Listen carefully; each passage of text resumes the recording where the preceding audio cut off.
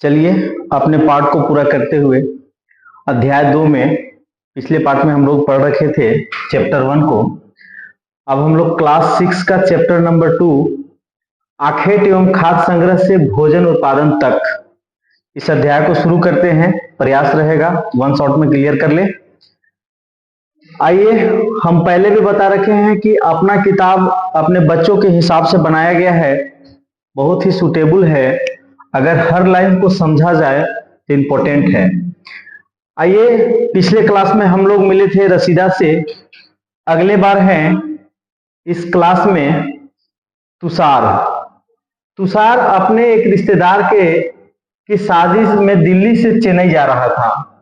ये तुषार हैं और ये अपने रिश्तेदार के यहाँ दिल्ली से चेन्नई जा रहे थे। उसी समय रेल में उसे खिड़की वाली सीट मिल गई। तुषार को रेल वाला खिड़की, ट्रेन चल रहा है और वो भी ट्रेन में इनको सीट जो मिला वो खिड़की वाला सीट मिल गया है, जहां से वह बाजार का नजारा देखने में मग्न हो गया। तेज दौड़ती गाड़ी से उसने देखा कि पेड़ पौधे, घर, खेत, खलिहान बड़ी तेजी से पीछे की ओर छूटता जा रहा है। जब वो पीछे छूटता जा रहा है ऐसा उन्होंने देखा, तब उसके चाचा ने उसके कंधे पर हाथ रख के कहा, पता है तुषार, ये जो रेल पर तुम बैठे हो ना, ये बहुत दिन से नहीं चल रहा, ये मात्र 150 साल से चल रहा है। मतलब हम लोग जो चल रहे हैं, इसके हमारे जो पीछे दादा थे, दादा का एक और पिताजी रहे होंगे, उतना ही दिन से चल रहा है। मात्र 150 साल से चल रहा है, मात्र 150 साल पहले से रेल चल रहा है। और ये भी तुम जान लो तुषार कि रेल के बाद ही बस आया है। इसके कई दशक बाद जो है कि बस आए हैं, और ये जो है हम लोग अभी रेल पर चल रहे हैं, ये पहले रेल आया है, ट्रेन आया है। तुषार सोचने लगा कि इसका मतलब है कि पहले के लोग एक ही जगह पर जिंदगी बिता दिया करते थे, कहीं आना जाना नहीं करते थे। तब उसके चाचा कहे कि नहीं, ऐसा बात नहीं है। अब तुषार से कहानी शुरू होता है और अब बात आगे बढ़ती है। चलिए, आरंभिक मानव आखिर वे इधर उधर क्यों घूमते थे? तुषार के मन में प्रश्न आया कि ठीक है, अगर पहले का आदमी थे भी तो वह इधर उधर क्यों घूमते थे, है ना। तब यहां पर बात जब शुरू हुआ, तब उसके चाचा जी उनको समझा रहे हैं तुषार को कि देखो, पहले का आदमी इधर उधर क्यों घूमते थे। हम उन लोगों के बारे में जानते हैं जो इस महाद्वीप में 20 साल पहले रहा करते थे। आज हम उन्हें आखेटक या खाद्य संग्रह के नाम से जानते हैं। तुषार का चाचा जी ये समझा रहे हैं कि आज के जो 20,000 साल पहले जो थे, 20 लाख साल पहले जो लोग थे, वे उन्हें हम आखेटक खाद्य संग्रह के नाम से जानते थे, है ना। आखेटक खाद्य संग्रह के नाम से जानते थे। इस लाइन को ध्यान से देखिए, बोला है कि 20 लाख साल पहले जो लोग रहते थे उन्हें हम लोग आखेटक संग्रह के नामक से जानते थे। मतलब पहले का जो लोग थे उसको हम लोग शिकारी, हंटर के नाम से जानते थे। उन्हें आज जो हम लोग शब्द जो इस्तेमाल करेंगे उसको आखेटक खाद्य संग्रह के नाम से जानेंगे, जो लोग 20 लाख साल पहले से थे। आगे बढ़ते हैं। आमतौर पर खाने के लिए जंगली जानवर को शिकार करते थे और मछलियां, चिड़िया पकड़ते थे। फल मूल, दाने, पौधे, पत्तियां, अंडे इकट्ठा किया करते थे। अभी तक देख लीजिए, अभी तक 20 लाख साल पहले जो मानव है, वे इसमें जितना सारा चीज लिखा हुआ है, इसमें आग से पकने वाली बात नहीं है। क्या खा रहे हैं सो देख लीजिए, वह जंगली जानवर को शिकार कर रहे हैं, मछली पकड़ के खा रहे हैं, चिड़िया पकड़ के खा रहे हैं, फल मूल है, दाने हैं, पौधे पत्तियां हैं, अंडे इकट्ठा करके खा रहे हैं। खाद्य संग्रह के संग्राहक समुदाय के लोग एक जगह से दूसरी जगह घूमते रहते थे। ऐसा कई कारण है। तुषार को उनके चाचा जी समझा रहे हैं कि ऐसा कई कारण है जिसके वजह से लोग इधर उधर घूमते थे। पहला कारण देखिए, वह बता रहे हैं कि पहला कारण क्या है। पहला कारण क्या है जिसके कारण वे इधर उधर घूमते थे? यहां देखिए पहला कारण दिख रहा है आपको। पहला कारण है कि एक ही जगह पर ज्यादा दिनों तक रहते थे तो आसपास के पौधे, फल, जानवर खाकर समाप्त कर देते थे। मतलब जहां भी आखेटक रहते थे वहां का जो भी पौधा था, फल फूल थे, जानवर थे, वो सब खा करके समाप्त कर देते थे। तो यानी भोजन के तलाश में इधर उधर जाया करते थे। पहला कारण है। दूसरा कारण है, देख लीजिए यहां दूसरा, इतना अच्छा से समझा करके दिया है अपने पुस्तक में। दूसरा कारण है कि यहाँ के जानवर अपने शिकार के लिए या फिर हिरन और मवेशी अपना चारा ढूंढने के लिए एक जगह से दूसरी जगह जाया करते थे, इसलिए जानवरों को शिकार करने के लिए एक स्थान से दूसरे स्थान चले जाया करते थे। मतलब यहाँ कारण कह रहा है कि पहले तो वो खा के खत्म कर देते थे, इसके कारण दूसरे जगह जाया करते थे भोजन के तलाश में। दूसरा कारण बता रहा है कि वो शिकार करने की वजह से भी दूसरे जगह जाते थे। क्यों? क्योंकि हिरन जो है या और मवेशी मतलब जानवर, और जो जानवर है वो अपने चारा ढूंढने के लिए दूसरे जगह चले जाते थे, और इनको है से कि मवेशी और जानवरों पर ही अपना शिकार करके खाना था, तो ये ही नहीं रहेंगे तो वे कहां से खाएंगे, इसलिए ये दूसरे जगह चले जाते तो शिकार करने इनके लिए उनको भी दूसरी जगह जाना पड़ता। दूसरा कारण ये था। तीसरा कारण देखिए, तीसरा कारण क्या था? यहां देखिए तीसरा कारण है बाहर जाने का, दूसरे एक स्थान से दूसरे स्थान जाने का, कि पेड़ पौधे फल मूल अलग अलग मौसम में आते हैं, इसलिए वे लोग उनके तलाश उपयुक्त मौसम के अनुसार एक इलाके से दूसरे इलाके जाते हैं। उनको ऐसा महसूस हुआ कि जो एरिया है वह सब जगह एक समान नहीं है, कहीं ठंडा है, कहीं गर्मी है, तो जहां जिस हिसाब से है वहां पर इन लोग जा करके रहना शुरू कर दिए। यानी तीसरा कारण है कि पेड़ पौधे हर जगह पर अलग अलग समय में अपना फल लेकर के आते हैं, इसलिए उनके चलते मौसम के अनुसार भी एक जगह से दूसरी जगह जा रहे हैं। चौथा कारण एक स्थान से दूसरे स्थान जाने का। चौथा कारण क्या है कि पानी के बिना किसी प्राणी का, पेड़ पौधा को जीवित रहना संभव नहीं होता, इसलिए पानी, झील, झरना, नदियों, झीलों, पानी आदि को सुखा देता था, और इसी के कारण बरसाती नदियों के बाद बरसात में दूसरे जगह चले जाते और ज्यादा बाढ़ आने के बाद थोड़ा ऊंचे जगह पर चले जाते। तो ये कारण भी रहा कि सूखे मौसम में पानी के तलाश में भी इधर उधर इनको जाना पड़ता था। यानी 4 कारण अपने एनसीईआरटी में दिया हुआ है कि ये चारों कारण के कारण लोग एक स्थान से दूसरे स्थान जाया करते थे। पहला कारण था भोजन का तलाश, दूसरा कारण था जानवरों को एक स्थान से दूसरे स्थान चल जाना, तीसरा कारण था मौसम के अनुसार इधर उधर जाना, और चौथा कारण था पानी के तलाश या बाढ़ों के कारण एक स्थान से दूसरे स्थान जाना। अब हम लोग अगले टॉपिक पर पढ़ेंगे। फिर तुषार का प्रश्न आता है कि आरंभिक मानव के बारे में जानकारी कैसे मिलती है। तुषार फिर अपने चाचा से कहता है कि ठीक है, इन कारणों से तो ये लोग एक स्थान से दूसरे स्थान जाया करते थे, लेकिन अब बताइए कि आरंभिक मानव मतलब जो शुरुआत का मानव है, जिसको आप आखेटक कह रहे हैं, आखेटक संग्रह कह रहे हैं, जो 20 लाख साल पहले का लोग हैं, उनकी जानकारी हमको कैसे मिलता है, हम कैसे जानते हैं? यही सवाल था उसका जब चैप्टर नंबर 1 पढ़े थे हम लोग तब। तो यहाँ कह रहा है कि जानकारी कैसे मिलती है, तो सेम एज वही वाली बात, बहुत कुछ से जानकारी मिलता है।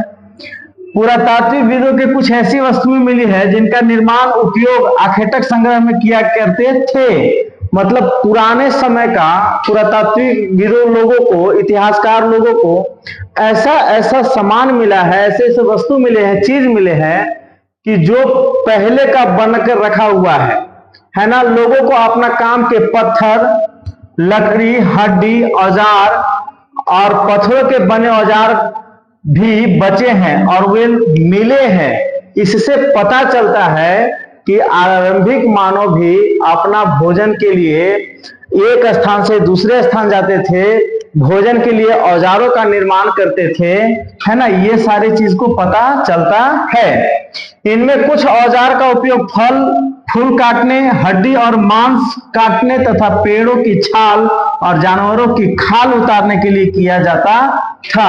कह रहा है कि जो औजार आज जो मिले हैं औजार, वे औजार से पहले लोग क्या करते थे? तो पहले लोग फल फूल काटने के लिए काम करते थे, हड्डी और मांस को काटने के लिए काम करते थे, यहां तक कि जानवरों का छाल उतारने के लिए भी काम करते थे, खाल उतारने के लिए भी काम करते थे, हड्डियों को या लकड़ियों को मुट्ठे लगाकर भी भले और बाण जैसे हथियार बनाए जाते थे। कह रहा है कि पहले जो लोग को मिला है औजार, वे बहुत कुछ के संकेत करता है। कुछ औजार ऐसे लकड़ियों की काटी जाती थी, लकड़ियां का उपयोग ईंधन के साथ साथ झोपड़ियों और औजार बनाने के लिए भी किया जाता था। कह रहा है कि पहले जो लोग का उपयोग किया गया है वो झोपड़ियां और औजार बनाने के लिए भी किया गया है। कुछ औजार देख लीजिए, सामने आपको दिख रहा है। ये जो औजार आपको दिख रहे हैं, आप देखिए ये औजार है, ये जो ये शेप में बना हुआ औजार है, इसको क्या काम में करते हैं? तो ये एक पेड़ है और पेड़ को जड़ खोदने के लिए, जैसे हम आलू खोदने के लिए आज भी औजार का उपयोग करते हैं, तो पेड़ के जड़ को खोदने के लिए और जड़ से जो प्राप्त होगा उसको खोदने के लिए इस तरह का औजार बनाए गए थे। ये जो औजार का आप शेप देख रहे हैं, ये जो औजार है, इससे ये कपड़ा, छाल, खाल सीने के लिए उपयोग करते हैं। ये जो दोनों औजार है, देख लीजिए यहां दिखाया हुआ है। पत्थर का औजार का उपयोग जो बाएं आप देख रहे हैं, इसका उपयोग जड़ों को खोदने के लिए किया जाता था। ये जो आप देख रहे हैं, ये जड़ खोदने के लिए किया जाता था, है ना।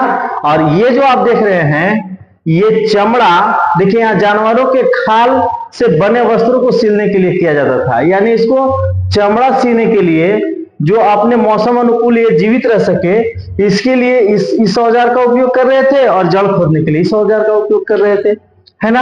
आगे बढ़ते हैं। इसके बाद है अगला टॉपिक में कि रहने की जगह निर्धारित करना। ठीक है, पहले लोग अपना भोजन के बारे में हम जान गए, इधर उधर आने जाने के बारे में जान गए। आप बताइए कि तुषार अपने अंकल से फिर प्रश्न करता है कि रहने की जगह निर्धारित करना। अच्छा बताइए, ठीक है, जब इधर उधर वो भाग रहे थे, इधर उधर वो चल रहे थे, तो फिर रहने का जगह निर्धारित कैसे करते थे? तब फिर वहां से बताते हैं उनके चाचा जी तुषार का कि चलो तुम चित्र 2 में अब मानचित्र को देखो, और वहां तुम्हें कोई चित्र में दिखा रहे हैं, वो जितना भी त्रिकोण वाले स्थान है, मतलब जब हम लोग चित्र में चलेंगे चित्र को देखने, तो त्रिकोण वाले स्थान माने 3 कोणों से बना वाला स्थान जितना हमको मिलेगा, वह सब पूरा स्थल है ना। और जहां पर आखेटक संग्रहकों के होने का परिणाम मिलते हैं, मतलब बता रहे हैं कि तुम चित्र देखो, और चित्र में जितना सारा तुमको त्रिकोण स्थान वाले मिलेंगे, वह स्थल जो है पूरा स्थल है, बहुत पुराना स्थल है, जहां वे लोग रहने के प्रमाण मिलते हैं। इसके अलावा और भी कई स्थान आखेटक संग्रह के लिए है, जो मानचित्र में सिर्फ कुछ गिने चुने स्थान चिन्हित किए गए हैं। इन पूरा स्थलों को नदियों और झीलों के किनारे पाए गए हैं। कह रहा है कि जितना भी आपको हम त्रिकोण वाले स्थान देख रहे हैं, देखिए यही मानचित्र है, मानचित्र चित्र नंबर 2 है ना। ये जो आप देख रहे हैं, इसमें देखिए त्रिकोण वाले स्थान, यहाँ भीमबेटका जो मध्य प्रदेश में है, दिख रहा होगा आपको। ये जो मध्य प्रदेश में है भीमबेटका, यहां पूरा स्थल पाया गया है, जो मध्य प्रदेश में है। त्रिकोण वाले स्थान और देख लीजिए, करनूल की गुफाएं जो आंध्र प्रदेश में है, हुसगी दिख रहा है। ये जो स्थान है, ये पूरा पाषाणिक पुरा स्थल है, ठीक है, ये पूरा पाषाणिक पुरा स्थल है। यहां पर लोगों का रहने का साक्ष्य मिला है, कुछ न कुछ औजार मिले हैं, उनके द्वारा छोड़े गए सामान मिले हैं, है ना। और अगर आप इसको देखें तो इसमें बताया है कि जितना भी चतुर्भुज आकार का आपको मिलेगा, वह नवपाषाणिक पुरा स्थल है। आप देख लीजिए, ये है जो नवपाषाणिक पुरा स्थल है, हलूर, पयमपल्ली, कोल्डीवा, महागढ़ा, चिरागा, मेहरगढ़, बुर्जहोम। बुर्जहोम कहाँ है? कश्मीर में। मेहरगढ़ कहाँ है? पाकिस्तान में, है ना। ये आपका जितना सारा इसमें दिखाया गया है चतुर्भुज आकार का, ये सब क्या है, नौपाषाणिक पुरा स्थल है। और पूरा पाषाणिक पुरा स्थल कौन सा है, इस सब का नाम आप रख लीजिएगा, बहुत इंपॉर्टेंट है। पूरा पाषाणिक पुरा स्थल कौन सा हो गया, हुसगी, कुरनूल और भीमबेटका। और नौपाषाणिक कौन सा हो गया, हुलूर, पैम्पली, चिराग, कोल्डिवा, महागढ़ा, मेहरगढ़ और बुर्जहोम। और ये वाली टॉपिक सबसे इंपॉर्टेंट आपके लिए रहेगा कि मेहरगढ़ कहां स्थित है। तो आप बोलेंगे मेहरगढ़ पाकिस्तान में वर्तमान में स्थित है, ठीक है। और बुर्जहोम, तो आप बोलेंगे बुर्जहोम कश्मीर में स्थित है। आगे जब हम लोग बढ़े तो आगे देखते हैं कि आपको जितना भी इस शेप में दिखेगा इसको आरंभिक गांव कहते हैं, आरंभिक गांव। अच्छा, गोला वाला जितना आप देख रहे हैं महापाषाणिक पुरा स्थल बोलते हैं इसको। महापाषाणिक मतलब बहुत पुराना, आदि चंदलोर और एक हो गया ब्रह्मगिरी, ठीक। आधुनिक नगर, अभी जो अभी का समय है, आधुनिक नगर में कौन कौन सा हो जाएंगे, तो आप देख लीजिए मुंबई, कोलकाता आधुनिक नगर है, ठीक। कुछ चीज का आपके बारे में इसमें चर्चा किया हुआ है, लेकिन यह बहुत ही इंपॉर्टेंट है। आगे बढ़ते हैं। क्योंकि पत्थर का उपकरण बहुत महत्वपूर्ण थे, इसलिए ऐसे लोगों को ढूंढते रहते थे जहां अच्छा पत्थर मिल सके। कह रहा है कि ये जो आप पूरा स्थल जो देख रहे हैं, ये पत्थरों की वजह से लोग इतना दूर दूर तक घूम करके अपना आवास स्थल बनाए। क्यों? क्योंकि इनके पत्थरों का बड़ा उपयोग था, पत्थर से ही ये अपने औजार बना रहे थे, पत्थर से ही इनका ये काम था, है ना। तो इसलिए ये इनका पूरा स्थल था। आगे जब बढ़े, आइए शैल चित्र के बारे में आप देख लीजिए एक बार।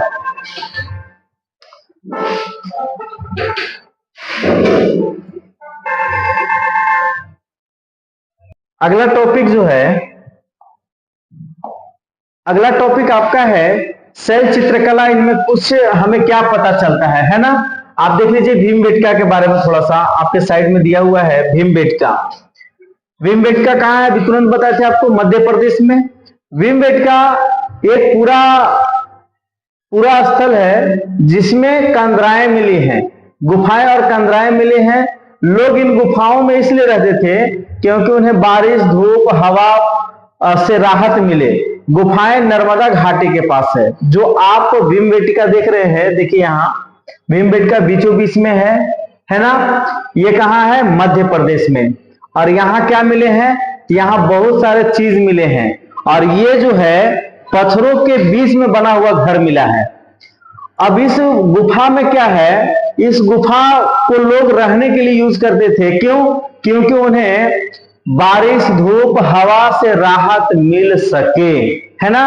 क्या तुम बता सकते हो कि रहने के लिए लोग इस जगह को क्यों चुने होंगे? हाँ, क्योंकि यहाँ पर लोग अपने धूप से बचाव के लिए, जंगली जानवर से बचाव के लिए और थोड़े बहुत मौसम से बचाव के लिए लोग पत्थरों और गुफाओं का यूज किया करते थे, ठीक है। आगे देखिए, इसी भीमबेटका में एक चित्रकला भी मिला है। चित्रकला मतलब वहां बना हुआ चित्र मिला है। अब इस चित्र से क्या हमें पता चलता है, सो देख लीजिए। एक चित्र से, एक शैल चित्र है, क्या पता चलता है, एक शैल चित्र जो है इसके बारे में देख लीजिए। जिन गुफाओं में लोग रहते थे उनमें कुछ दीवारों पर चित्र मिले हैं, है ना। जिस गुफा में लोग रहते थे उस पर क्या मिले हैं, कुछ चित्र मिले हैं। इनमें कुछ सुंदर उदाहरण मध्य प्रदेश और दक्षिण उत्तर प्रदेश के गुफाओं में से चित्र मिले हैं। इसमें जंगली जानवर की बड़ी कुशलता से सजीव चित्रण किया गया है। अगर किताबी लैंग्वेज ना समझे हो तो ध्यान से सुन लीजिए। इस चित्र में यह दिखाया गया है कि लोग इस चित्र के माध्यम से या तो अपना प्रोजेक्ट बना रहे हैं कि जानवर जब मिले तो ऐसे मारना है, या इस जगह पर जानवर ऐसे रहेंगे तो मारना है। और उससे ज्यादा ये दिखाया गया है कि जब लोग अपना भोजन पानी कर लेते थे, खाना पीना कर लेते थे और गुफा में रहते थे और कुशल मंगल रहते थे, चारों तरफ से ठीक ठाक रहता था, तो वो अपना चित्र बनाते थे और समय पास करते थे और अपने कुशल जिंदगी का एक तरीका बताए हैं कि हम लोग कुशल जिंदगी जीने का ये एक हम लोग का अंदाजा है ना। इस चित्र से यही पता चलता है।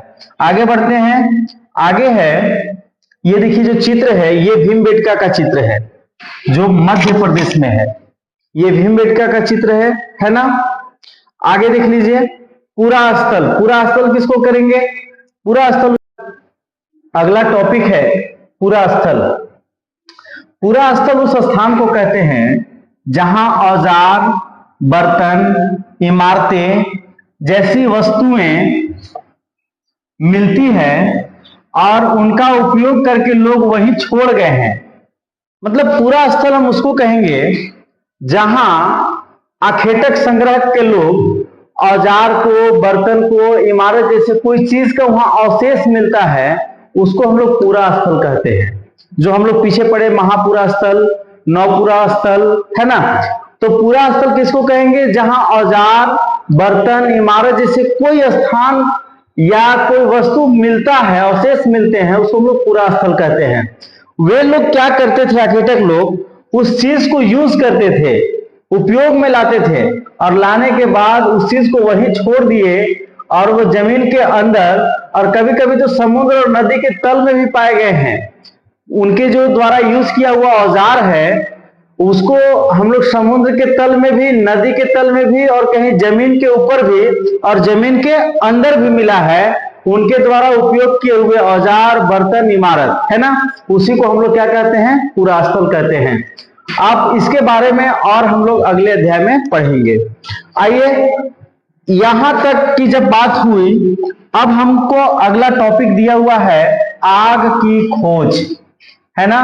फिर से चलना है हमको वहीं मानचित्र 2 में कुरनूल की गुफा। पूरा स्थल के बाद अगला टॉपिक है आग का खोज, है ना। आग का खोज मानचित्र 2 में कुरनूल की गुफा को ढूंढो। यानी कि फिर से हमको चलना है मानचित्र में और वहां पर कुरनूल का गुफा खोजना है। आपको दिखाए थे पिछले बार कि कुरनूल का गुफा क्या है। कुरनूल का गुफा कहाँ है? आंध्र प्रदेश में। आंध्र प्रदेश में एक गुफा है कुरनूल का गुफा। एक बहुत इंपॉर्टेंट हो जाता है अपने आप में। क्यों? क्योंकि यहां पर राख का अवशेष मिले हैं। कहां? कुरनूल के गुफा में। इसका मतलब यह है कि आरंभिक लोग आग जलाना सीख गए थे, है ना। आग का इस्तेमाल कई कार्यों के लिए किया गया होगा, जैसे कि प्रकाश के लिए, मांस भूनने के लिए, खतरनाक जानवरों को दूरी आदि भगाने के लिए आग का उपयोग किया गया था।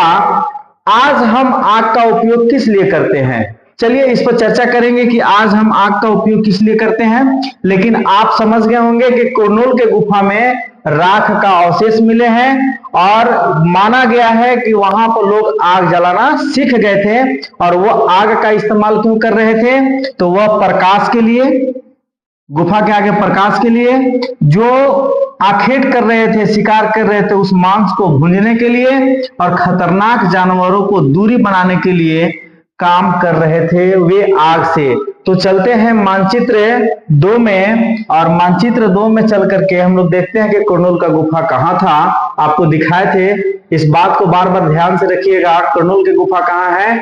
आंध्र प्रदेश में। देखिए यही है कुरनूल की गुफाएं। दिख रहा है आपको? कुरनूल की गुफा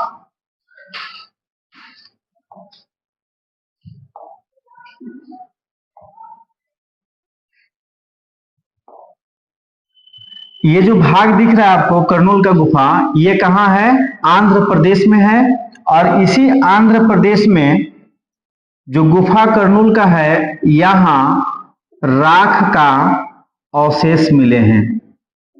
इस राख का अवशेष से यह साबित हुआ कि आरंभिक लोग आग जलाना सीख गए थे और ये जानवरों को डराने के लिए, प्रकाश के लिए, मांस भूनने के लिए उपयोग कर रहे थे। अब हम लोग एक प्रश्न यहां पर आपसे दागा है कि बताओ कि आज जो हम हैं वह आग का उपयोग किस लिए करते हैं? कल का लोग तो आग का उपयोग कर रहे थे मांस भूनने के लिए और खतरनाक जानवर भगाने के लिए, प्रकाश के लिए। आज हम क्यों कर रहे हैं? तो सेम एज आज भी हम प्रकाश के लिए आग का उपयोग करते हैं, मांस भूनने के लिए भी करते हैं, जानवरों को भगाने के लिए भी करते हैं। लेकिन आज ज्यादातर हम आग का उपयोग इंजन चलाने के लिए, फैक्ट्री चलाने के लिए, उद्योग,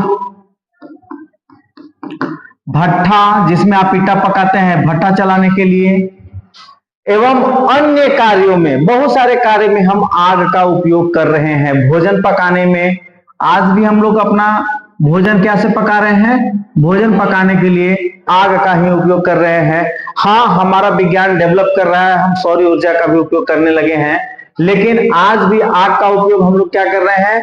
बहुत सारे इंजन कोयला से चल रहा है, आग का उपयोग उद्योग में कर रहे हैं, भट्टा में कर रहे हैं, ईटा भट्टा के जो आप जान रहे हैं, भोजन के लिए कर रहे हैं। यानी आज भी आग का उपयोग हम तमाम चीजों में कर रहे हैं। अब आगे आग से आप कंफर्म हो गए होंगे, आग का राख कहाँ मिला था? तो राख मिले हैं हमारे कुरनूल के गुफा में, और कुरनूल की गुफा कहाँ है? आंध्र प्रदेश में। अगला टॉपिक हम फिर चलते हैं। अगला टॉपिक अपने किताब में दिया हुआ है, नाम और तिथि। नाम और तिथि बहुत इंपॉर्टेंट है अपने आप में ही, इसको समझना बहुत जरूरी है। अगर आप इसको समझ जाते हैं तो समझिए चैप्टर 2 का आधे भाग को आप समझ गए, ठीक है ना। और मैं पूरे भरोसा दिलाता हूं कि आपको समझा दूं, पर आप थोड़ा सा ध्यान से सुनिएगा। हम जिस काल के बारे में पढ़ रहे हैं, जो 20 लाख साल पहले के बारे में पढ़ रहे हैं, पुरातत्वविदों ने इसके बड़े बड़े नाम रखे हैं। आरंभिक काल में वे पूरा पाषाण काल कहते हैं, मतलब जो शुरुआत का काल था उसको क्या कहा गया है? पूरा पाषाण काल कहा गया है। यह दो शब्दों से, पूरा यानी प्राचीन और पाषाण यानी पत्थर से बना है। यह नाम पुरास्थलों से प्राप्त पत्थर के औजारों का महत्व को बताता है। ध्यान से देखिएगा, हम इसके पहले चैप्टर में पढ़े थे कि ये कहां से प्रारंभ हुआ है पता नहीं, लेकिन आज के 2000 साल पहले यहां ईसा मसीह का जन्म हुआ है। और ईसा मसीह का जब जन्म हुआ है, इसके बाद को हम लोग ईसा कहते हैं, ईसवी पूर्व कहते हैं, और इधर से पहले ईसवी पूर्व कहते हैं, है ना। इधर का तो पता नहीं, तो इधर का वो कब तक डेट तारीख है ये हमको पता नहीं है, लेकिन इधर को हम लोग ईसवी, सन ईसवी कह करके बुला लेते हैं। सन और ईसवी, मतलब जो भी अपने पास रहता है उसको हम लोग सन ईसवी में करके बोल लेते हैं। लेकिन ईसा को पहले वालों को क्या बोलते हैं? ईसा पूर्व, है ना। मतलब ईसा के जन्म से पूर्व, जिसको हम लोग अंग्रेजी में बीसी भी कह रहे थे, जिसको चैप्टर 1 में हम लोग अच्छी तरह से समझ गए थे। यहां देखिए कहा गया है कि जो आरंभिक काल थे, जो 20 लाख साल पहले की बात हम कर रहे हैं, उसको दो बार में तोड़ा गया है, जिसको हम लोग पूरा स्थल कहते हैं, पूरा पाषाण। पूरा पाषाण, इसका जब हम अगर तोड़े, मतलब दो भाग में इसको करें, तो एक को कहे पूरा प्लस पाषाण, है ना। पूरा का मतलब होता है प्राचीन, और प्राचीन अगर हम कह रहे हैं तो इतना पुराना जिसकी कोई गिनती नहीं है, बहुत पुराना। प्राचीन मतलब बहुत पहले, और पाषाण का मतलब होता है पत्थर, ठीक है। जिसमें यहां देखिए साफ साफ दिखाया हुआ है कि पूरा का मतलब होता है प्राचीन, प्राचीन मतलब बहुत पहले, बहुत पहले, है ना। और इसका मतलब है, पाषाण का मतलब होता है पत्थर, यानी बहुत पहले जो पत्थरों का औजार के महत्व को बताता है। पूरा पाषाण काल 20 लाख पहले से 12,000 साल पहले तक के दौरान को माना जाता है। मतलब यहां से लेकर के ईसवी के 12,000 साल पहले तक, यानी यहां तक जो आप 12,000 साल पहले, 12,000 साल पहले को जो हम लोग हैं उसको मानते हैं कि यह पूरा पाषाण है, ठीक है। इस काल को 3 भाग में बांटा गया है। जो हम लोग पूरा पाषाण है, इसको 3 भाग में बांटे हैं। एक को कहते हैं आरंभिक पाषाण युग, एक को कहते हैं मध्य पाषाण युग, एक को कहते हैं उत्तर पाषाण युग, ठीक है। अब पूरा पाषाण युग को मानव इतिहास में 99% भाग पूरा हो गए थे। जब हम अगर पूरा पाषाण को बांटे, देखिएगा पूरा पाषाण काल को 3 भाग में बांटा गया है। एक को हम कह दिए आरंभिक, और एक को कह दिए मध्य पाषाण, और एक को कह दिए उत्तर पाषाण, है ना। और इस तीनों को बांटा गया है, लेकिन आपको हम बता दें कि यह पूरा पाषाण काल में 99% काम पूरे हो गए थे। मतलब आग का खोज करना, कृषि का खोज करना, अस्थायी होना, पशुपालन करना, ये सारे चीज का ज्ञान हमें पूरा पाषाण काल में ही हो गया था। और पूरा पाषाण काल किसको कह रहे हैं? 20 लाख साल से 12,000 साल पहले तक के भाग को हम लोग क्या कह रहे हैं? पूरा पाषाण कह रहे हैं, है ना। इसमें 99% काम पूरा हो गए थे। ऐसे भी आप याद रखिएगा, पूरा पाषाण काल में 99% काम पूरा हो गया था। अब जिस काल में हम पर्यावरण बदलाव मिलते हैं, जिसमें हम लोग को पर्यावरण का ऊपर नीचे चढ़ा हुआ है, पर्यावरण बदलाव, है ना, जिसमें हरियाली आ गई, जीव जंतु हरियाली के पीछे जीने लगे, तो पर्यावरण बदलाव जो आया उसको मेथोलिस यानी मध्य पाषाण युग कहते हैं। इस काल की बात हो रहा है, तो मध्य पाषाण युग कहते हैं। इसका समय लगभग 12,000 साल पहले से लेके 10,000 साल तक माना गया है। मतलब इसका यहां से लेके यहां तक अभी भी कुछ शेष भाग बचा हुआ है। इस भाग को हम लोग पूरा पाषाण या मध्य पाषाण काल कहते हैं, जिसको मेसोलिथ कहा जाता है ना। इस काल में औजार को आमतौर पर बहुत छोटा कर लिया गया था। जो बड़े बड़े औजार थे, उस औजार को छोटा छोटा भाग में कर लिया गया था। और एक इसके बाद मेसोलिथ के बाद आया माइक्रोलिथ। मतलब माइक्रो का मतलब ही होता है बहुत छोटा, बहुत छोटा, यानी लघु पाषाण काल आ गया। और लघु पाषाण काल में औजार को और छोटा छोटा कर लिया गया। और औजार में सुरक्षित चलाने के लिए उसमें देखिए लकड़ियों का, हड्डियों का औजार बनने लगे, और उसके मुट्ठे भी लगे, और हाशिया का भी मुट्ठा लगा हो। मतलब जो हसुआ आप देखे हैं, उसके पीछे जो लकड़ी का मुट्ठा है वो भी डेवलप लोग करने लगे थे। ये कब? माइक्रोलिथ में, है ना, माइक्रोलिथ में औजार के साथ। पूरा पाषाण युग में औजारों का दौरान बनाए जाते रहे हैं। अगले युग का शुरुआत 10,000 साल पहले से होता है। इस नवपाषाण युग कहा जाता है। जो हम यहां से यहां जो शेष बचा है 10,000 साल पहले, इसको हम लोग क्या कहें? नवपाषाण युग कहे हैं। हमने कुछ स्थानों का नाम दिए हैं, अध्याय में तुम ऐसे अनेक नाम मिलेंगे। अक्सर हम पुराने स्थानों के लिए नामों का प्रयोग करते हैं जो आज प्रचलित है, क्योंकि हमें ज्ञात नहीं है कि उस काल को क्या नाम रहे होंगे। ऐसे भी बहुत सारे स्थान है कि उस समय उसको क्या नाम दिया जाए, अभी भी इसके बारे में चर्चा लगा हुआ है। आप फिर से ध्यान से सुनिएगा। सबसे पुराने को, सबसे 20 लाख साल पहले से जिसकी बात करेंगे, उसको पूरा पाषाण कहा गया है। पूरा पाषाण को 3 भाग में बांटा गया: आरंभिक पाषाण काल, मध्य पाषाण काल और उत्तर पाषाण काल। इसको हम लोग 12,000 साल पहले तक के जिसको कहे उसको आरंभिक कह दिए, 12,000 से 10,000 को मध्य कहे, और 10,000 से जो वर्तमान का है उसको हम लोग नवपाषाण या उत्तर पाषाण कह दिए। अब आगे चलते हैं। अगला टॉपिक पुनः दिया हुआ है बदलती जलवायु। हम लोग अभी तुरंत पढ़े थे कि बदलती जलवायु कहां से हुआ था। तो बदलती जलवायु हमारा 12,000 साल पहले से लेकर 10,000 साल तक का जो आया उसको हम लोग कहेंगे। तो पढ़ते हैं बदलती जलवायु के बारे में। लगभग 12,000 साल पहले दुनिया की जलवायु बड़े बदलाव आए। आज के 12,000 साल पहले, है ना, आज के 12,000 साल पहले दुनिया में जलवायु में बड़ा बदलाव आया। क्या बदलाव आया? ऐसा बदलाव आया कि घास वाले मैदान बनने लगे, है ना। और जब घास वाले मैदान बनने लगे, किसके कारण से? गर्मी बढ़ने लगी थी, जिसके कारण से घास का मैदान बनने लगे। और जब घास का मैदान बनने लगे तो हिरन, बारहसिंघा, भेड़, बकरी, गाय, उन जानवरों की संख्या बढ़ी जो घास खाकर जिंदा रह सकते थे। यानी कि बदलती दुनिया कब से शुरू हुई थी? आज के 12,000 साल पहले। उस समय एक बड़ा बदलाव आया, गर्मी बढ़ने लगी थी, और गर्मी बढ़ने के कारण घास वाले मैदान बनने लगे।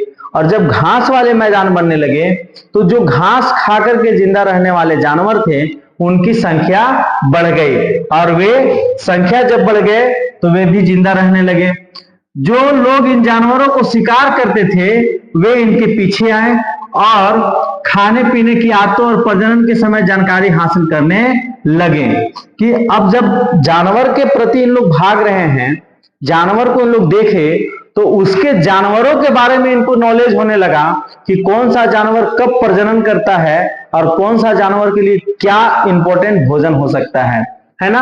उनके सारे जानकारी हासिल करने लगे। तब लोग इन जानवरों को पकड़कर अपनी जरूरत के अनुसार पालने की बात सोचने लगे और साथ ही इस काल में मछली का भी इन लोग महत्वपूर्ण भोजन के स्रोत बना लिए, है ना। तो बदलती जलवायु के बारे में भी अब आप पढ़ लिए। अब अगला टॉपिक फिर से देखिए, अगला टॉपिक आपका दिया हुआ है खेती और पशुपालन की शुरुआत। खेती और पशुपालन की शुरुआत। आप अभी भी देख रहे हैं कि कैसे कैसे लोग अपना अपना जीवन बिताने में समय का बीतता गया। अब हम अगला टॉपिक में पढ़ रहे हैं खेती और पशुपालन की शुरुआत। खेती आप देखें कैसे कर रहे थे लोग। आइए, इस दौरान उपमहाद्वीपों में भिन्न भिन्न इलाकों में गेहूं, जौ, धान जैसे अनाज प्राकृतिक रूप से उगने लगे थे। जब जलवायु का परिवर्तन हुआ तो बहुत सारे अनाज अपने अपने उग रहे थे, है ना। तो शायद महिलाओं, पुरुष और बच्चे इन अनाजों के भोजन के लिए बटोरना शुरू कर दिया होगा। कंफर्मेशन नहीं है, पूरा कंफर्म नहीं है, लेकिन एक अनुमानित कहा गया है कि जब जलवायु बदलाव हुए तो घास उगने लगे और जब घास उगने लगे तो लोग धान, जौ, गेहूं का भी पहचान करने लगे और जब पहचान करने लगे तो बच्चे और वहां के महिलाएं इसको बटोर कर रखना शुरू कर दिए और जब रखना शुरू कर दिए होंगे तो साथ ही वे यह भी सीखने लगे होंगे कि अनाज कहाँ उगते थे, कैसे उगते थे, कब उगते थे और कैसे उगाया जाता है। ये सब चीज का भी जानकारी ये सब प्राप्त करने लगे। ऐसा करते करते लोगों ने इन अनाजों को खुद पैदा करना सीख लिया होगा। इस प्रकार धीरे धीरे कृषक बन गए होंगे। कहता है कि जब जलवायु को देखा तो धीरे धीरे ये सब कुछ सीख गए, उसके अनुकूल ये ढलने लगे। इस तरह लोगों ने अपने घरों के आसपास चारा रखकर जानवरों को आकर्षित कर उन्हें पालतू बनाया होगा, है ना। मतलब जब जलवायु देखा कि ये जानवर कौन सबसे अच्छा भोजन करता है तो उसके अनुसार ये अपने घर के आसपास उसके खाने के लिए भोजन रखे और वो उसके आदि होकर के जानवर आने लगे और लोग उसको धीरे धीरे अपना पालतू बनाया। सबसे पहले जिस जंगली जानवर को पालतू बनाया गया वह कुत्ते का जंगली पूर्वज था, है ना। तो सबसे पहले किस जानवर को जंगली बनाया गया? कुत्ता को। ये बात इंपॉर्टेंट हो जाता है। धीरे धीरे लोग भेड़, बकरी, गाय, सुअर जैसे जानवरों को अपने घर के नजदीक आने के लिए उत्साहित करने लगे। ऐसे जानवर झुंड में रहते थे और ज्यादातर घास खाते थे। अक्सर ये लोग अन्य जंगली जानवरों के आक्रमण से उसकी सुरक्षा किया करते थे और वे धीरे धीरे वे पशुपालक बन गए होंगे। मतलब कहा जा रहा है कि एक अंदाज के रूप में कि जब जलवायु परिवर्तन हुआ तो लोगों में एक बदलाव की भावना भी आया और बदलाव की जब भावना आया तो वे भोजन को भी पकड़ने लगे कि कौन सा भोजन कब होगा और कौन सा अनाज कब उगेगा। और वैसे करते करते ये जानवरों के साथ भी अपना अनुमानित कर लिए कि कौन से जानवर के लिए कौन सा भोजन उत्तम होगा। और इस तरह से करते करते ये लोग धीरे धीरे खेती और पशुपालक बन गए। आगे एक इसी में कहा गया है, क्या तुम बता सकती हो कि सबसे पहले कुत्तों को ही पालतू क्यों बनाया गया होगा? हाँ, क्यों? क्योंकि ये एक वफादार है। जो इनके भोजन देते हैं वे इसके प्रति सुदृढ़ होते हैं और वे उनके आगे और पीछे होते हैं। जैसे ही भोजन कुत्ते को दिया जाता है तो कुत्ते उसके सुरक्षा के प्रति हो जाते हैं, है ना। और दूसरा था कि कुत्ते सर्वाहारी में आते हैं। इन्हें आसपास के क्षेत्र में हो रहे जानवरों और मालिकों को मनोभावना पढ़ने का ज्ञान होता है ना। इसीलिए सबसे पहले कुत्तों को ही पालतू बनाया गया। अच्छा, एक बात और था, लोग पालतू उसी जानवर को बनाते थे जिनका सींग छोटा हो, जो हिंसक ना हो, और हिंसक जानवर को ही पहले पालतू बनाया गया था। तो कुत्ते उसमें सबसे पहले निकले और यह जानवरों को और जगहों को सुरक्षित ज्यादा रखने का प्रयास करते थे, इसीलिए कुत्तों को पहले पालतू बनाया गया। आगे चलते हैं। आगे टॉपिक है घरेलूकरण की प्रक्रिया। घरेलूकरण कहने का अर्थ यह है कि जो घरों में यूज होने वाला हो, है ना, जिसके साथ हम लोग जंगली जानवर और पालतू जानवर का बात करते हैं, उसी में आएगा। देख लीजिए, लोगों द्वारा पौधे उगाने और जानवरों को देखभाल करने को घरेलू प्रक्रिया का नाम दिया गया है।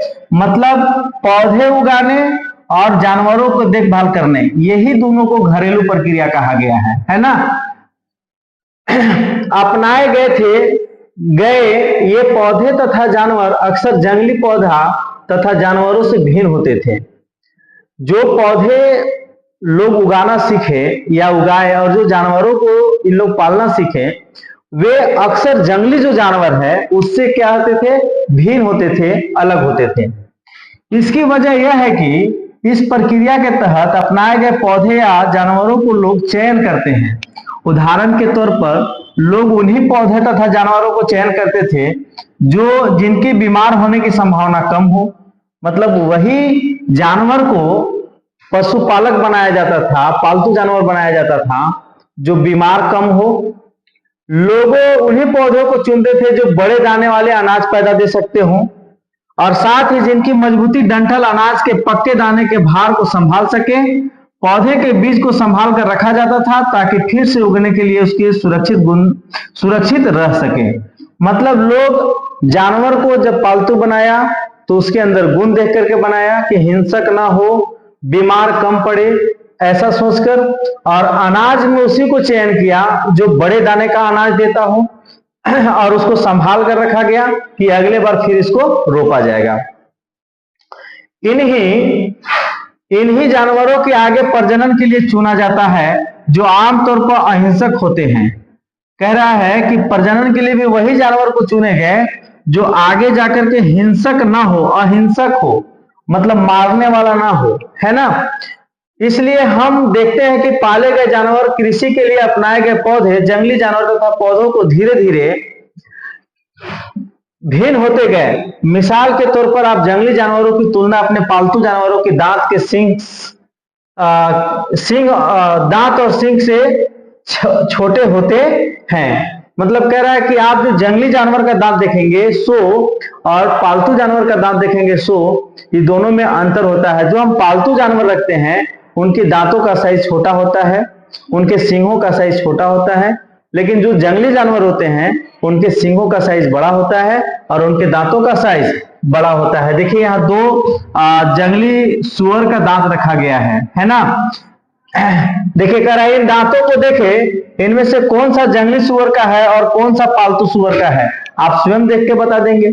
ये दांत अगर छोटा है तो ये पालतू सुअर का होगा, और ये दांत जब बड़ा है तो ये कौन सा सुअर का होगा, जंगली सुअर का होगा।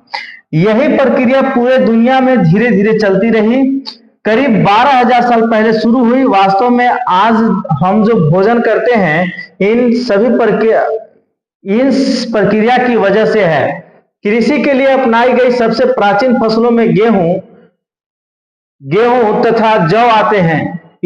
उसी तरह सबसे पहले पालतू बनाए गए जानवर कुत्ता के बाद भेड़ बकरी आते हैं।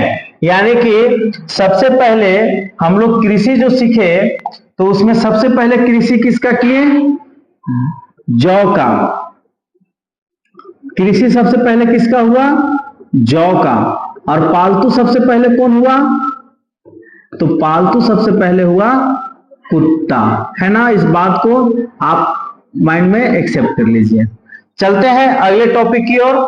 अगला टॉपिक है एक नवीन जीवन शैली। एक नवीन जीवन शैली। तुम किसी पौधे के बीज को बोकर देखो, तुम पाओगे कि इसे विकसित होने में कुछ वक्त लगता है। इसमें कुछ दिन, महीने या फिर साल तक लग सकता है।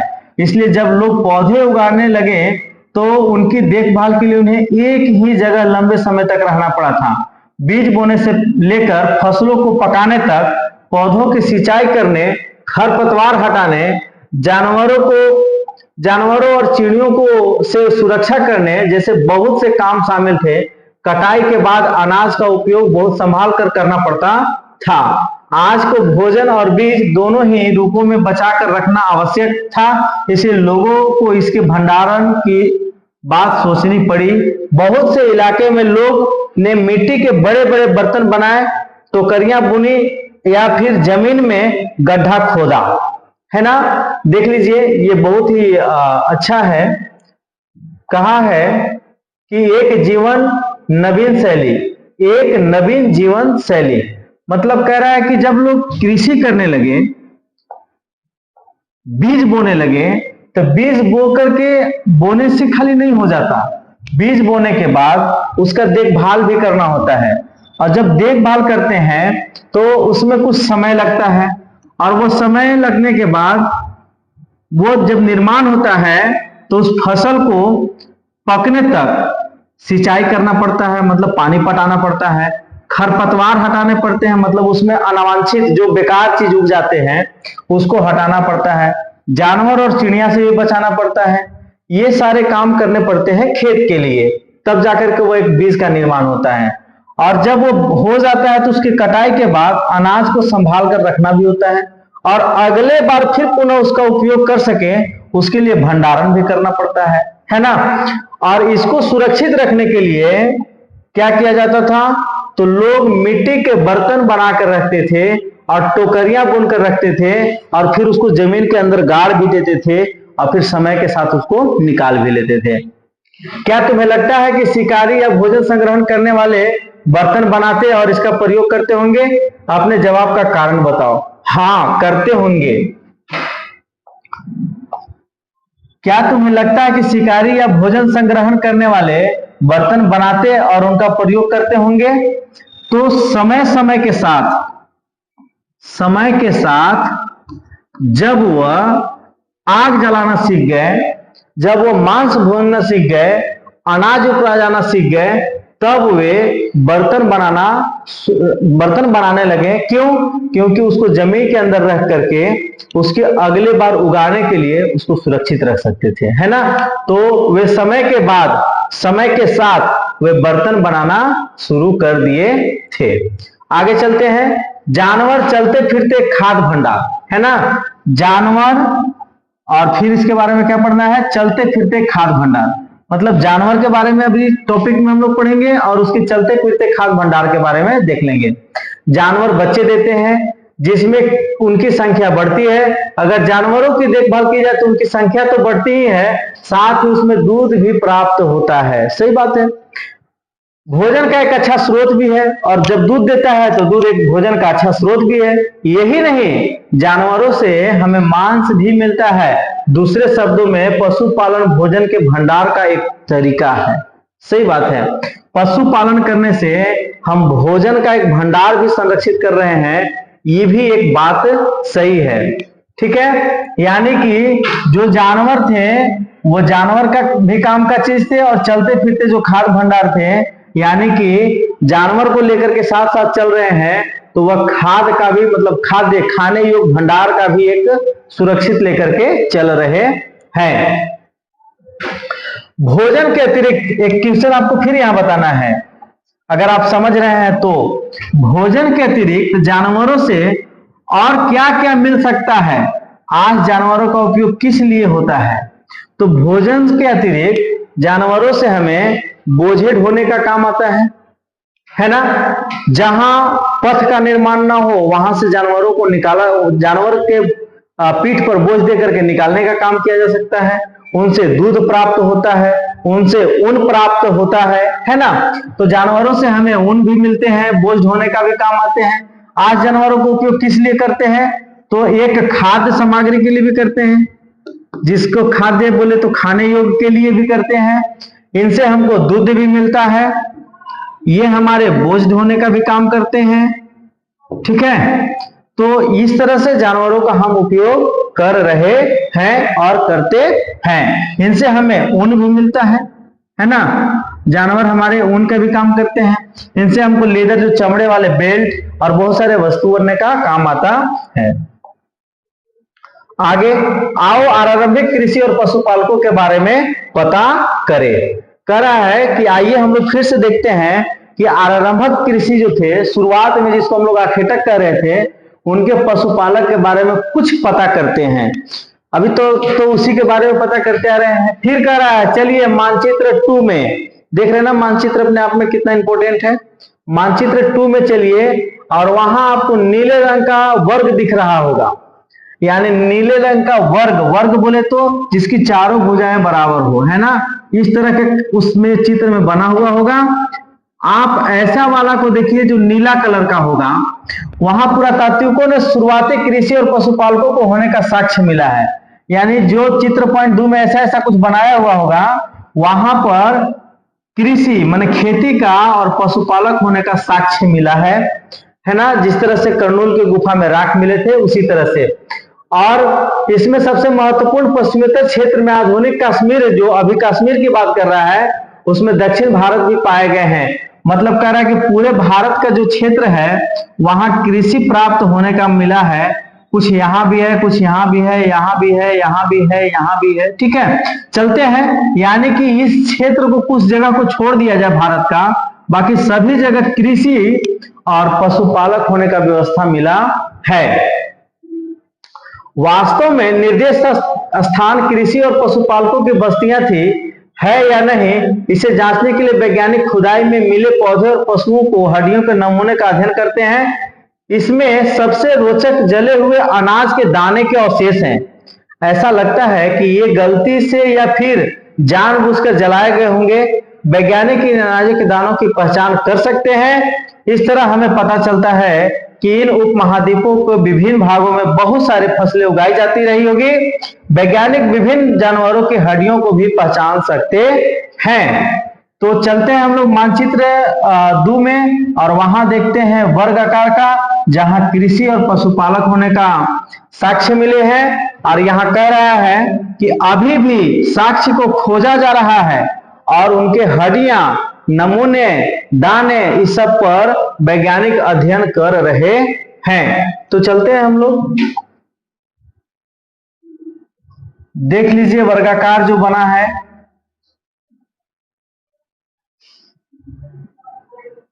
आपको दिख रहा होगा वर्गाकार, ये वाली बात दिख रहे हैं आपको। यहां पर कृषि और पशुपालक होने का साक्ष्य मिला है। पेयमपल्ली में, हलूर में, और ऐसा कहीं चित्र दिख रहा है, कोल्डिहवा में, महागढ़ा में, चिरादा में, दुआजली में, बुर्ज होम में और मेहरगढ़ में, है ना। ये सभी जगह जितना आप देख रहे हैं रेड कलर से लगा हुआ है, ये सभी जगह अनाज उत्पन्न करने का, कृषि करने का और यहाँ पशुपालक बनाने का साक्ष्य मिला है। ठीक है, देखिए ये कौन सा जगह है, ये जगह है नौपाषाणिक पुरास्थल। कैसा जगह है? नौपाषाणिक पुरा स्थल। और इस जगह पर कृषि का भी साक्ष्य मिले हैं। मेहरगढ़ कहाँ है? तो मेहरगढ़ है पाकिस्तान में। बुर्ज होम कहाँ है? तो कश्मीर में। देखिए आपको ये भी बात बोला था कि यहाँ पर कुछ ऐसा क्षेत्र है जिस पर किसी भी साक्ष्य का पता नहीं चला है इतना दूर में। बाकी जो आप कश्मीर को देख रहे हैं, महागढ़ा को देख रहे हैं, चिराग को देख रहे हैं, पयामपल्ली को देख रहे हैं, हुलूर को देख रहे हैं, ये सभी भाग में जो हम बोले कि इस तरह के भाग में इतना दूर तक किसी भी कृषि का साक्ष्य नहीं मिला, लेकिन इस सब भाग में मिला है ना। आगे चलते हैं, अगला टॉपिक है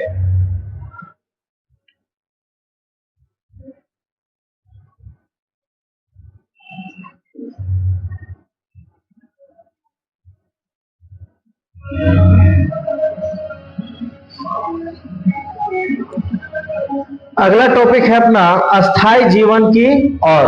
अभी तक तो चल फिर करके ये जीवन यापन कर रहे थे, खाद भंडार साथे लेके चल रहे थे। अब आगे है अस्थाई जीवन की, और मतलब अब जो है आरंभिक वाले लोग अस्थाई जिंदगी कैसे स्थापित कर रहे हैं। सो देखिए, पुरातत्वविदों का कुछ पुरास्थल पर झोपड़ियों और घरों के निशान मिले हैं, है ना, जैसे कि बुर्ज होम वर्तमान कश्मीर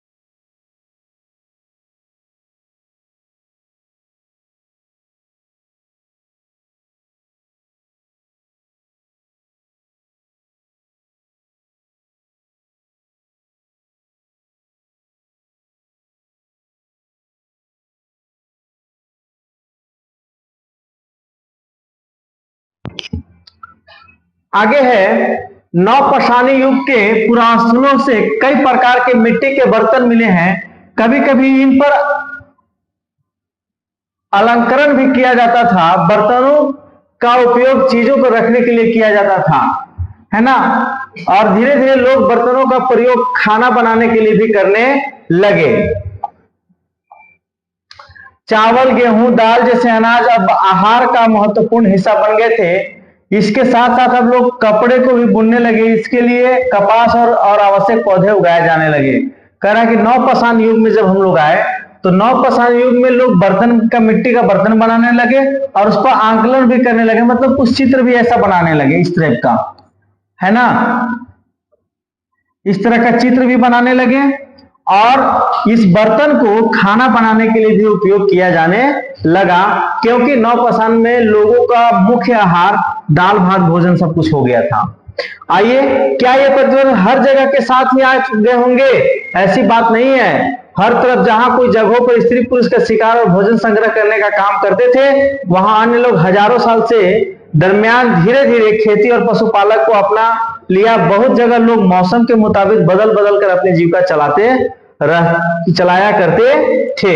मतलब सब जगह लोग अस्थायी नहीं हुए थे, लेकिन जहां जहां जो लोग थे जिनको सब चीज का व्यवस्था था, पानी सब खमा थे, कभी बरसात और कभी गर्मी में सूखते नहीं थे, उस जगह पर लोग अस्थायी हो गए थे, लेकिन सभी जगह अस्थायी नहीं हुए थे।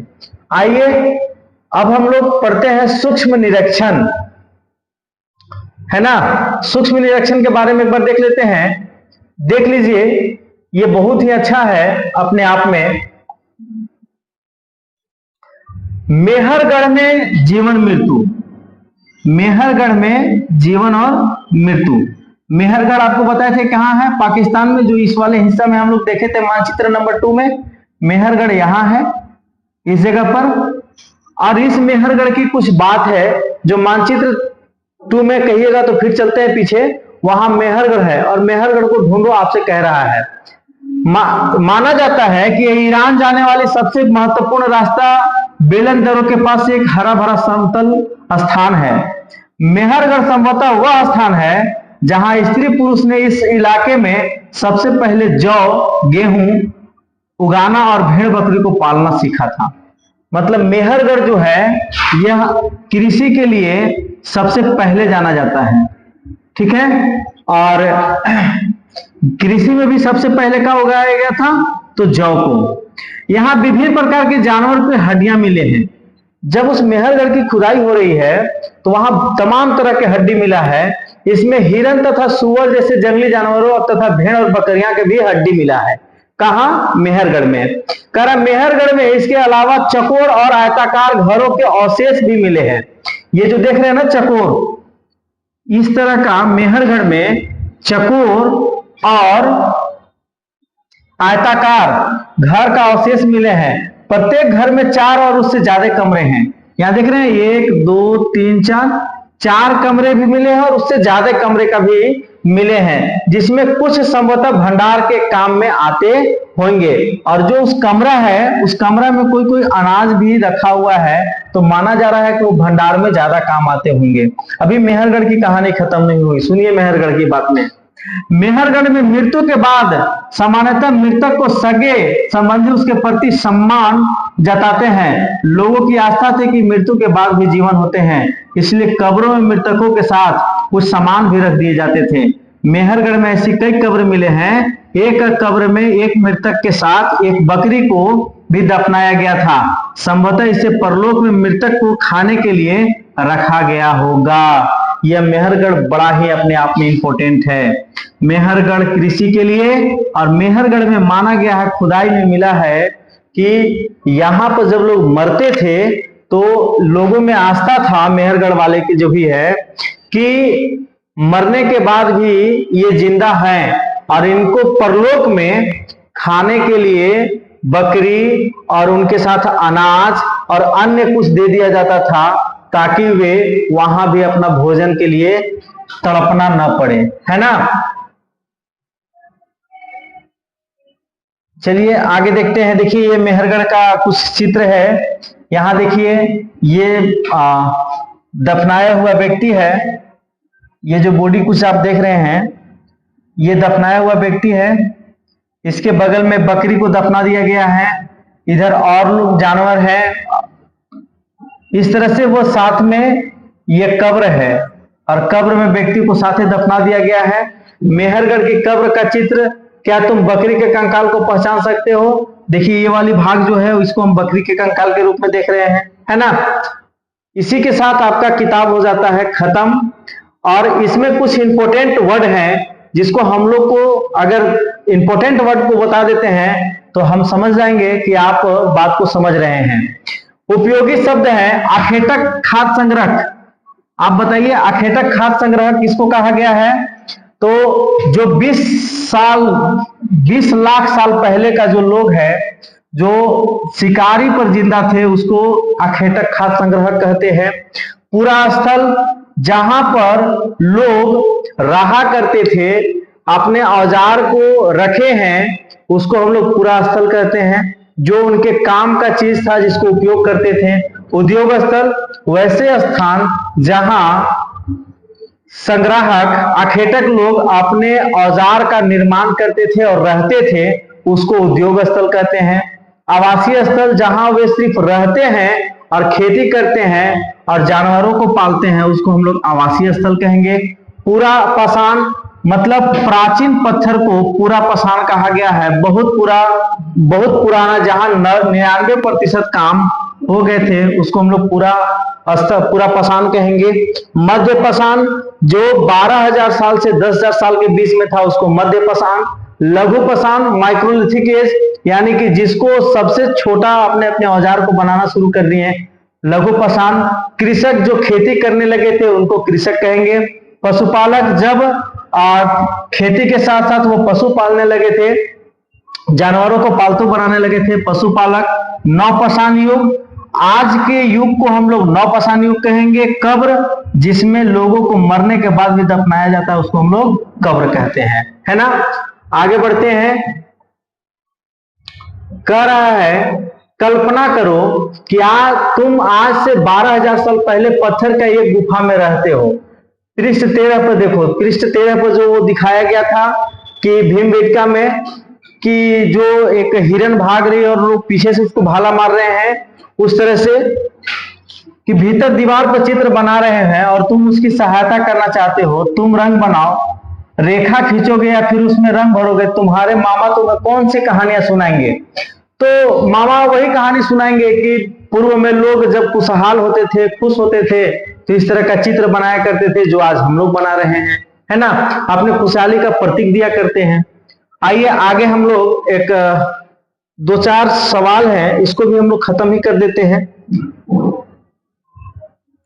करा आखेटक खाद्य संग्रह गुफाओं में इसलिए रहते थे क्योंकि वो जंगली जानवर से बच सके, है ना, धूप से बच सके, इसलिए वो रहते थे। घास वाले मैदान का विकास कब हुआ था? 12,000 साल के बाद जलवायु परिवर्तन हुए थे। 12,000 साल यहां भरा जाएगा। खेती करने वाले लोग एक ही स्थान पर लंबे समय तक क्यों रहते थे? तो क्योंकि वे खेती कर रहे हैं तो बीज को देखना पड़ता था। बीज को तैयार होने में महीनों 6 महीना का समय लगता था, जिसके कारण उन्हें वहां रोकने पड़ते थे, उसकी सिंचाई करना पड़ता था, खरपतवार हटाने पड़ते थे, इसलिए वो लंबे समय तक एक ही जगह पर उनको रहना पड़ता था। पुरातात्विकविदों ने ऐसा क्यों मानते हैं कि मेहरगढ़ के लोग पहले केवल शिकारी थे और बाद में इसके लिए पशुपालक ज्यादा महत्वपूर्ण हो गए? तो पुरातात्विकविदों को इसलिए मानना था क्योंकि जलवायु परिवर्तन 12,000 साल बाद हुए थे।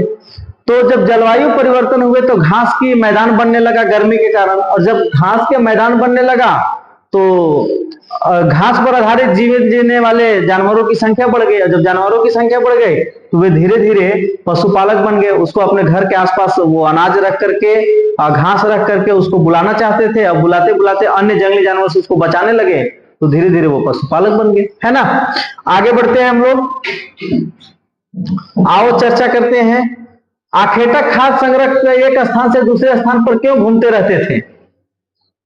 इसकी यात्रा और आज की हमारी यात्रा के कारणों में क्या समानताएं या क्या भिन्नताएं हैं? तो आखेटक एक स्थान से दूसरे स्थान क्यों घूमते थे, इसके बारे में हम लोग चैप्टर में 4 टॉपिक पढ़े कि क्यों घूमते थे। पहला कारण था उनको पानी नहीं मिल पाता था, दूसरा मौसम के कारण भी इधर उधर घूमते थे, तीसरा शिकार के कारण भी इधर उधर घूमते थे, चौथा जंगली जानवर ही जिस पर ये आखेटक करते थे, शिकार करते थे, वही दूसरी जगह चले जाते थे। तो इन कारणों से ये घूमते थे, है ना, एक स्थान से दूसरे स्थान पर जाते थे। आज की हमारी यात्रा के कारणों की समानताएं क्या भिन्नता है? तो आज हम यात्रा पैदल ना करके वाहनों द्वारा करते हैं। आज हम उद्योग के कारण, उद्योग और फैक्ट्री और वाहन माल सप्लाई इधर उधर करने के कारण हम यात्रा करते हैं, ठीक है। आखेटक खाद्य संग्रह का आग का उपयोग किन किन चीजों के लिए करते थे? क्या तुम आज आग का उपयोग इनमें से किस चीज के लिए करोगे? तो आखेटक उस समय मांस भोजने के लिए, जंगली जानवरों को दूर रखने के लिए, इस सब के लिए और प्रकाश के लिए करते थे, और आज हम भोजन बनाने के लिए और उद्योग धंधे में यूज करने के लिए आग का उपयोग करते हैं। आगे अगला टॉपिक नहीं, अगला क्वेश्चन है, कृषकों पशुपालकों का जीवन आखेटक खाद्य संग्राहकों के जीवन से कितना भिन्न था? 3 कारण बताइए, है ना। कृषक, पशुपालक और आखेटक। कृषक पशुपालन जो थे वो एक जगह स्थायी थे और आखेटक एक जगह स्थायी नहीं थे। कृषि पशुपालक धीरे धीरे जानवरों को पालतू बनाने लगे थे और आखेटक उस पर सिर्फ आधारित थे। कृषि पशुपालक अनाज को सुरक्षित रखते थे और आखेटक किसी चीज को सुरक्षित नहीं रखते थे। ये तीनों कारण हम दे सकते हैं, है ना। इधर देख लीजिए, इधर दिया हुआ है महत्वपूर्ण तिथि। मध्य पाषाण युग किसको कहेंगे? 12,000 से 10,000 साल पहले को मध्य पाषाण कहेंगे। बसने की प्रक्रिया कब शुरू हुई थी? 12,000 साल पहले। नव पाषाण कब कहेंगे? 10,000 साल पहले को नव पाषाण कहेंगे। मेहरगढ़ में बस्ती का आरंभ कब हुआ था? 8,000 साल पहले हुआ था। तो इन्हीं से सब चीजों को हम लोग 2 पार्ट में पढ़ लिए और 2 पार्ट इसी के साथ समाप्त होता है। इनके सारा टॉपिक हम लोग लाइन बाय लाइन सीखे और इसमें जो भी प्रश्न उत्तर था हमने उसे भी बोल करके करवा दिया। अब इसी के साथ आपका वीडियो